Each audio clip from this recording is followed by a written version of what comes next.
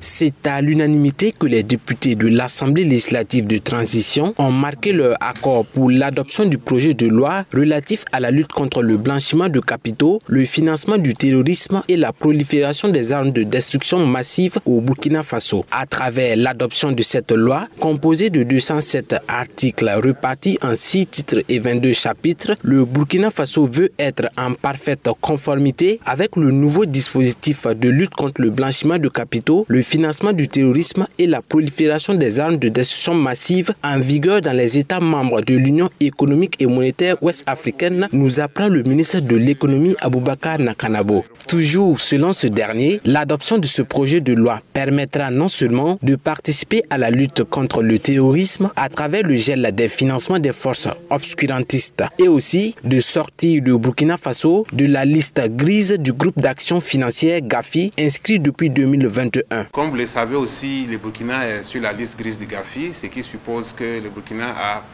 présenté des insuffisances stratégiques dans son dispositif de lutte contre le blanchiment des capitaux. Et suite à cela, beaucoup d'actions ont été engagées. Et aujourd'hui, cette action qui est l'adoption de ces textes va nous aider à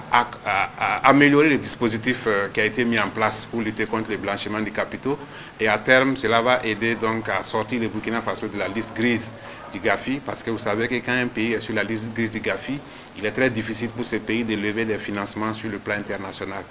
Vous savez que le blanchiment des capitaux a également pour conséquence de faciliter le financement du terrorisme.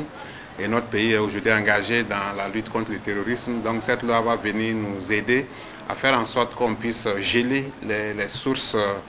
de financement du terrorisme. C'est donc dit qu'avec l'adoption de cette nouvelle loi portant sur la lutte contre le blanchiment de capitaux, le financement du terrorisme et la prolifération des armes de destruction massive au Burkina Faso, les contrôles s'intensifieront, informe Aboubakar Nakanabo. Et sur le terrain, il faut s'attendre bien sûr à un contrôle beaucoup plus renforcé sur les opérations bancaires, sur les opérations d'échange, sur les opérations de contrôle au niveau des aéroports,